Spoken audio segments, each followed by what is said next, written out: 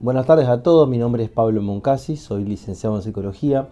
Hoy les estoy acercando una temática que también tiene mucha controversia, angustia, genera mucho conflictiva en los pacientes y tiene que ver con la esquizofrenia, una problemática severa, un trastorno severo a nivel mental, que lamentablemente hoy en día se está viendo que cada vez más familias están consultando por algún integrante que está padeciendo este tipo de problemática. En primer término, me parece interesante poder definirla, la esquizofrenia, ¿sí? Yo, videos anteriores, había estado hablando de trastornos vinculados a la ansiedad, que se ubican dentro de lo que, dividiéndolo en tres grandes apartados dentro de la neurosis. En videos anteriores estuvimos hablando sobre la perversión o la psicopatía, que sería otro de los apartados o de los trastornos psicopatológicos. Y hoy nos ocupa este tercer trastorno que está vinculado a la esquizofrenia. Les decía que vamos a definirla en primer lugar y tiene que ver con un deterioro, un desorden mental profundo que básicamente afecta a las funciones cerebrales. Básicamente, cuando digo funciones cerebrales me refiero a toda la cuestión cognitiva que también venimos hablando en los videos anteriores, en lo que está relacionado a la memoria, a la atención, al juicio, a las funciones ejecutivas, a la orientación, tiempo y espacio. Y por otro lado, afecta mucho a todo lo que tiene que ver con la conducta, ¿sí? Es un deterioro muy profundo en donde el sujeto que padece de esquizofrenia tiene un corte, ¿sí? con el medio que lo rodea, está escindido su yo, y bueno, de alguna manera no puede conectar o vincularse en las diferentes áreas que lo rodean de manera óptima. Como les venía diciendo, tiene que ver con un desorden importante entonces en la cuestión conductual, en la cuestión de las funciones superiores, las emociones se encuentran distorsionadas y hay un trastorno muy severo a nivel conducta. Desde la cuestión química o de la cuestión biológica, justamente se lo puede entender como un desorden profundo a nivel neurotransmisores. En los videos anteriores también habíamos definido cuál era la función de los neurotransmisores que eran vitales, ¿sí? para el desarrollo óptimo de las conductas y de los vínculos en los seres humanos. Justamente en la esquizofrenia se produce un gran desorden a nivel de neurotransmisores. Por otra parte, es muy significativo también tener en cuenta el origen de esta enfermedad, ¿sí? Porque muchos familiares nos consultan, bueno, ¿por qué pasa esto? ¿Por qué a mi hijo? ¿Por qué a mi madre? ¿Por qué a mi familiar? Y yo siempre les digo que bueno, que son muchas las causas, hay multicausal, se lo define como algo multicausal. Lo que hoy más se está evaluando en neurociencia tiene que ver justamente con una causa que se vincula a una predisposición genética, ¿sí? Tiene que ver con factores hereditarios, con factores congénitos que vienen, ¿sí? en la cuestión metabólica o en la cuestión de cromosomas en los seres humanos. Si ustedes se ponen a rastrear o si empiezan a charlar o empiezan a evaluar un poco la historia, se van a dar cuenta de que probablemente hubo un familiar, un abuelo, un tío que sufría de este tipo de patología. Quizás anteriormente no se los definía o no se iba al psiquiatra, entonces se decía, bueno, yo tuve un tío que tuvo un problema en los nervios, te dicen los familiares.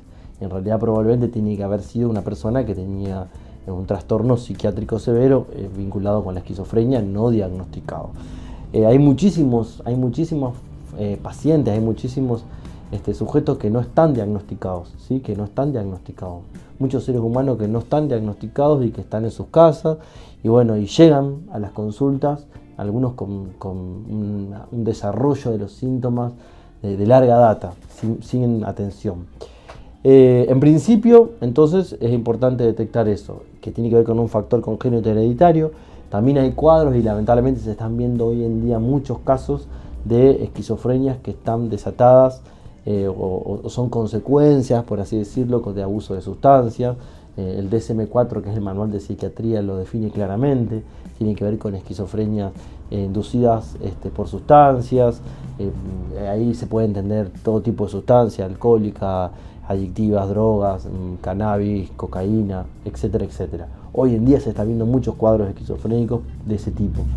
Después también hay cuadros esquizofrénicos que se desatan a causa de alguna situación desencadenante, algún suceso traumático, accidente, y bueno, y también hay causas biológicas u orgánicas producto de tumores o cuestiones de índole cerebrales o neurológicos y que, bueno, que producen síntomas psicóticos, ¿sí? Que tiene que ver justamente con esta enfermedad que es la esquizofrenia. La esquizofrenia se caracteriza por cuestiones puntuales, ¿sí? Que están buenas definirlas. Esto sirve por si ustedes tienen algún familiar, vecino o alguien cercano que tiene alguna de estas características, para que estén atentos y obviamente para que se acerquen a lugares específicos en atención. Esto sí, yo recalco que tienen que ser personas que están entrenadas, que tienen que ser personas que tienen experiencia en el tema de esquizofrenia, porque son temas muy serios y que deben ser diagnosticados profesionalmente y adecuadamente.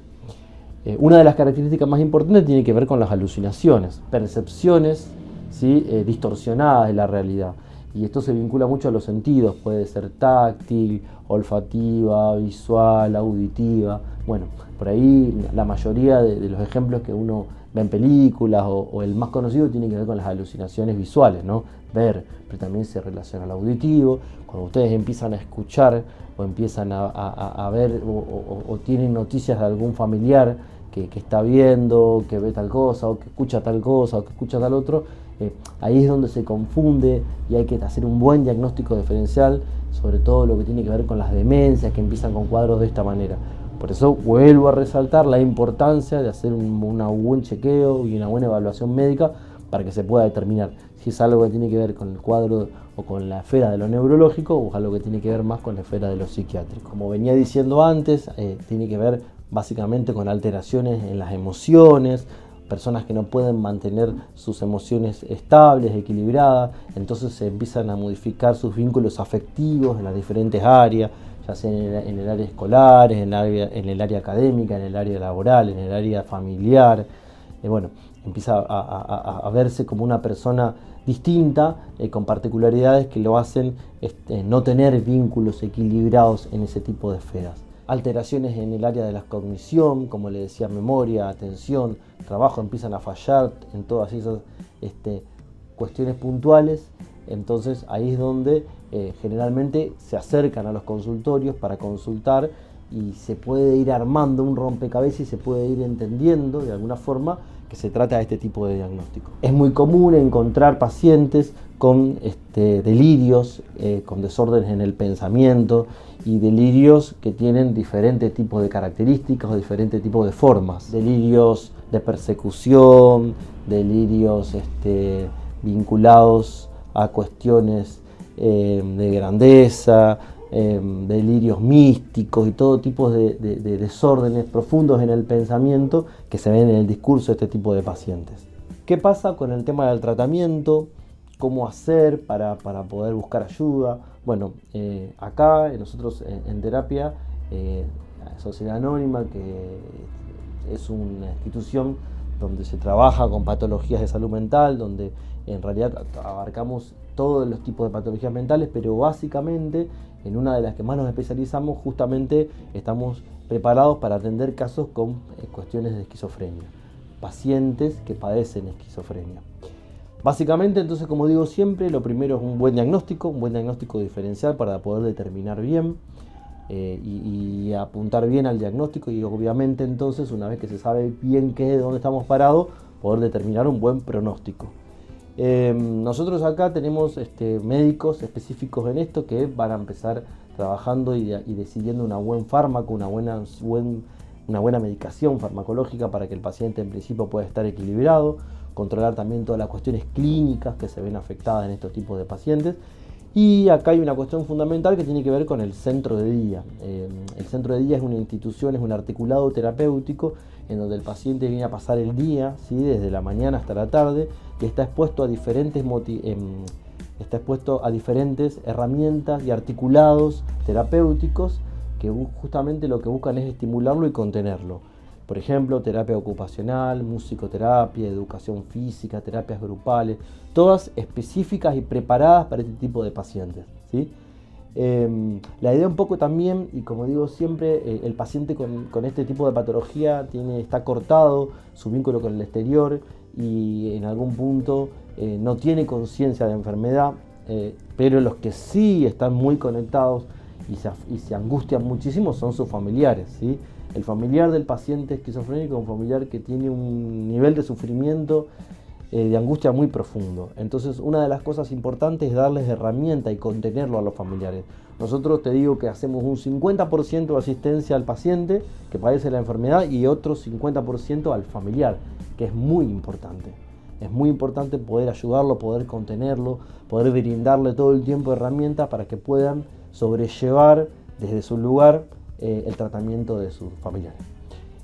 Yo los estimulo para que si hay algún familiar o un conocido, no dejen de aconsejarlos que se acerquen a consultar, porque bueno, si bien las neurociencias no hablan y todos los estudios no hablan de una cura de esta enfermedad, pero sí hay protocolos de pacientes que funcionan muy bien, con fármacos, con un buen tratamiento, como les decía, por ejemplo, de centro de día, tienen un equilibrio muy estable, pueden tener una vida digna, pueden tener una vida equilibrada, algunos pueden casarse, algunos pueden tener trabajos, algunos pueden tener proyectos laborales o académicos, siempre y cuando estén equilibrados, estén bajo un protocolo terapéutico.